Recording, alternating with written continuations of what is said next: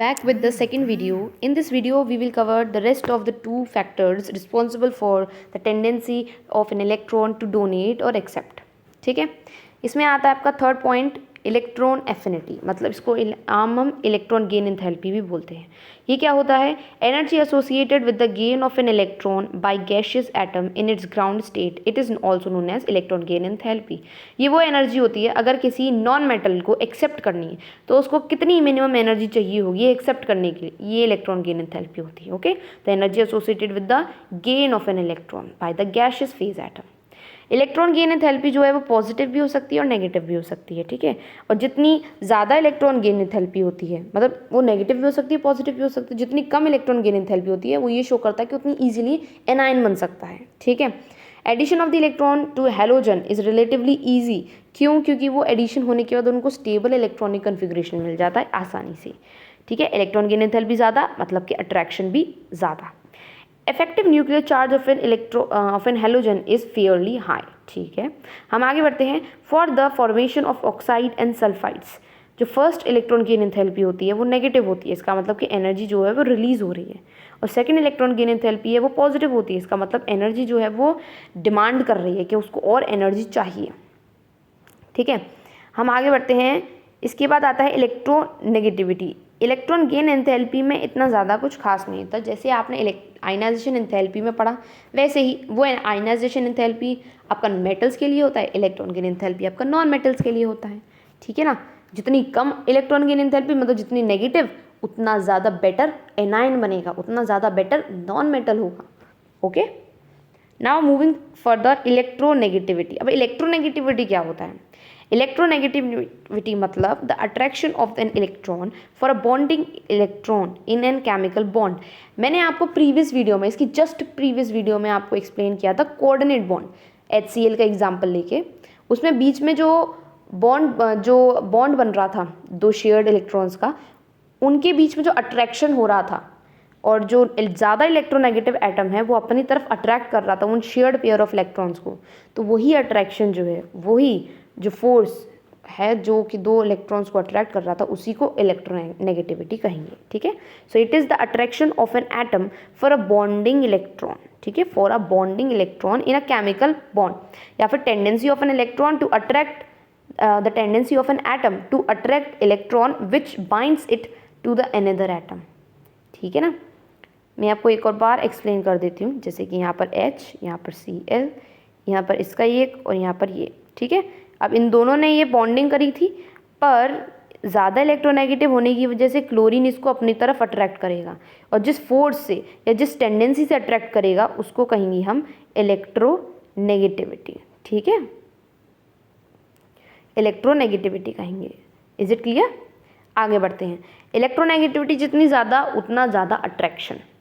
अब कंपाउंड जैसे कि H2, F2, इनमें सेम कंपाउंड्स हैं, तो इसमें जो इलेक्ट्रोनेगेटिविटी का कोई डिफरेंस नहीं है, तो इसमें इलेक्ट्रोनेगेटिविटी कितनी हो जाती है? 0 हो जाती है। ठीक है, यहाँ पर H लग रहा है, यहाँ पर भी H लग रहा है, ये देखिए यहाँ पर H है, यहाँ पर H है, इसके पास भी इतना, इसके पास भी इतना, तो इसमें से कोई भी एक दूसरे के इलेक्ट्रॉन्स को अट्रैक्ट नहीं करेगा, ये तो मामूली सा जो है कोवलेंट बॉन्ड बनाएंगे। ठीक है, कोई अपनी तरफ खींचेगा नहीं, तो इस केस में क्या होगा? आपका डेल्टा इलेक्ट्रोनेगेटिविटी मतलब कि इलेक्ट्रोनेगेटिविटी का डिफरेंस कितना हो जाएगा? 0 हो जाता है ऐसे में। और आगे आप पढ़ेंगे कि इनको हम और क्या कहते हैं। ठीक है, आगे पढ़ते हैं हम।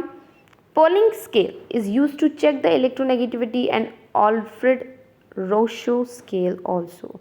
ओके, यहाँ पर 2 स्केल्स के नाम बोल दिए हैं, इट्स नॉट सो इम्पॉर्टेंट। आगे बढ़ते हैं। इन ग्रुप्स एटॉमिक रेडियम, मैंने पहले बताया था ग्रुप्स में क्या होता है, एटॉमिक रेडिया इंक्रीज करता है तो इलेक्ट्रोनेगेटिविटी क्या करेगी? डिक्रीज करेगी। ये सारे जो ट्रेंड्स हैं एटॉमिक रेडिया की ना जस्ट इन्वर्सली प्रोपोर्शनल है, तो अगर आप along the group along the period सिर्फ एटॉमिक रेडिया का ट्रेंड याद रख लो तो आपको और मतलब अपने आप ही बाकी सारे ट्रेंड याद हो ही जाएंगे। अगर आप ग्रुप्स के अलोंग, पीरियड्स के अलोंग एटॉमिक रेडिया का ट्रेंड याद रख लो तो बाकी सारे जो ट्रेंड हैं उनको इन्वर्स करके, उनको ऑपोजिट करके आपको अपने आप ऑलरेडी याद हो जाएंगे। ठीक है, सीजियम, अब यहाँ पर एक बेसिक सा पॉइंट कि सीजियम जो है वो लीस्ट इलेक्ट्रोनेगेटिव होता है और फ्लोरीन जो है वो मोस्ट इलेक्ट्रोनेगेटिव है। ठीक है, caesium is least electronegative while fluorine is most electronegative, just for knowledge. Okay, next low ionization enthalpy for metals and high negative electron gain enthalpy for non metals favours the ionic bond. अगर लो ionization enthalpy होगी तो इसका मतलब क्या हुआ कि वो metal होगा। अगर ज़्यादा नेगेटिव आयनाइजेशन वो इलेक्ट्रॉन गेन एंथैल्पी होगी मतलब कि वो नॉन मेटल होगा। And a metal and non metal combination gives us the ionic bonding. Moving ahead with the ionic bond, अब आप कैसे डिटरमाइन करोगे इलेक्ट्रोनेगेटिविटी की हेल्प से कि एक पर्टिकुलर कंपाउंड आपका आयनिक बॉन्ड है या फिर नहीं। अगर आप दो कंपाउंड दे रखे हैं और उनकी इलेक्ट्रॉन गेन एंथैल्पी वो इलेक्ट्रोनेगेटिविटी की वैल्यूज़ दे रखी हैं, अगर आप उनकी इलेक्ट्रोनेगेटिविटी की वैल्यूज़ को कैलकुलेट करोगे, उनका डिफरेंस निकालोगे और वो डिफरेंस अगर 1.7 से ज़्यादा निकलता है तो इसका मतलब वो आयनिक कैरेक्टर शो करेगा। लाइक कहीं ना कहीं HCl का अगर आप निकालोगे जो डिफरेंस है इलेक्ट्रोनेगेटिविटी का, ठीक है, अगर आपको इन दोनों की इलेक्ट्रोनेगेटिविटी पता हो तो उसका डिफरेंस निकालोगे जब, तो वो ऑब्वियसली 1.7 से क्या होगी, ज़्यादा होगी। क्यों? क्योंकि ये जो है वो आपका आयनिक बॉन्ड है। और उसी से ऑपोजिट अगर आप किसका निकालेंगे, लाइक आप H2 का निकालते हैं, किसका निकालते हैं आप, H2 का, तो इनका जो है कितना आता है, मैंने पहले बताया था, इनका तो इलेक्ट्रोनेगेटिविटी का 0 आता है और 0 क्या है, लेस देन 1.7। तो इसका मतलब क्या, ये क्या हुआ, एक कोवलेंट बॉन्ड हुआ। ठीक है, तो अगर डिफरेंस इलेक्ट्रोनेगेटिविटी का ग्रेटर देन 1.7 आता है तो वो एक आयनिक बॉन्ड होता है, अगर लेस देन 1.7 आता है तो वो एक कोवलेंट बॉन्ड होता है। आगे बढ़ते हैं। An octahedron has 8 faces, 6 corners, each faces of an equilateral triangle like NaCl. Okay, this is for just knowledge.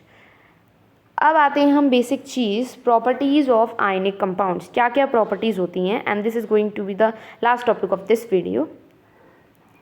क्या क्या प्रॉपर्टीज़ होती हैं? सबसे पहली property, ionic compounds electricity conduct करते हैं। ठीक है, सेकेंड प्रॉपर्टी, वो सॉल्यूबल होते हैं। यही दो प्रॉपर्टीज़ है मेन। तो पहला कि वो कंडक्ट करते हैं electricity. How they can conduct electricity? जो आयनिक कंपाउंड्स होते हैं वो जब सॉल्यूशन के अंदर जाते हैं तो वो अपने आयंस क्रिएट करते हैं, a cation and a anion. और presence of anion in a solution leads to the conduction of electricity, basic से चीज़। ओके, बट अगर वो सॉलिड स्टेट में होते हैं तो यही आयनिक कंपाउंड जो हैं वो नॉन कंडक्टर्स बन जाते हैं। ठीक है, आयनिक कंपाउंड्स को भी कंडक्टर्स बनने के लिए लिक्विड या मोल्टन स्टेट में होना कंपलसरी है। तो they conduct electricity when melted और in a solution, but in solid state they are insulators due to very low mobility of ions. They are soluble in water. दूसरा point क्या है कि वो सॉल्यूबल होते हैं वाटर में। किस तरीके से बोल सकते हो आप कि सॉल्यूबल होते हैं? कि जो आपके आयंस क्रिएट हो रहे हैं वो अपने अपने रिस्पेक्टिव इलेक्ट्रोड्स की तरफ जाते हैं, इलेक्ट्रोड्स की तरफ जाके वो माइग्रेशन जो है वो कंडक्शन के लिए रिस्पॉन्सिबल होता है, एंड फर्दर वो सॉल्यूबल होते हैं। जैसे कि वाटर का एग्जाम्पल लेते हैं। वाटर में क्या होता है, H2 और O। ठीक है, इस तरीके से होता है कि ऑक्सीजन आपका नेगेटिव चार्ज जो कि एक नेगेटिव आयन बन जाता है, और हाइड्रोजन आपका एक पॉजिटिव चार्ज, तो वो कैटायन होता है। तो जो पॉजिटिव चार्ज है वो आपका किसकी तरफ मूव करेगा, आपका जो पॉजिटिव चार्ज है वो नेगेटिव इलेक्ट्रोड की तरफ मूव करेगा। ठीक है ना, ऑपोजिट चार्ज अट्रैक्ट। तो अगर हम हाइड्रोजन का केस लें तो जो पॉजिटिव चार्ज है वो अपने नेगेटिव इलेक्ट्रोड की तरफ मूव करेगा, और जो नेगेटिव चार्ज है वो अपने पॉजिटिव इलेक्ट्रोड की तरफ मूव करेगा। इस तरीके से वो अपने रिस्पेक्टिव इलेक्ट्रोड्स की तरफ मूव करेंगे, and this type of a solute solvent interaction is known as the ion dipole interaction, और जिसकी वजह से क्या होगा, कंडक्शन होगा इलेक्ट्रिसिटी का, एंड वो सॉल्यूबल भी बन जाएंगे। ओके, और सॉल्वेंट्स जो कि solvents like water are called polar solvents, इसके बारे में हम आगे आने वाली वीडियोस में देखेंगे। ठीक है, अभी मैं कुछ नहीं कहूँगी इस बारे में।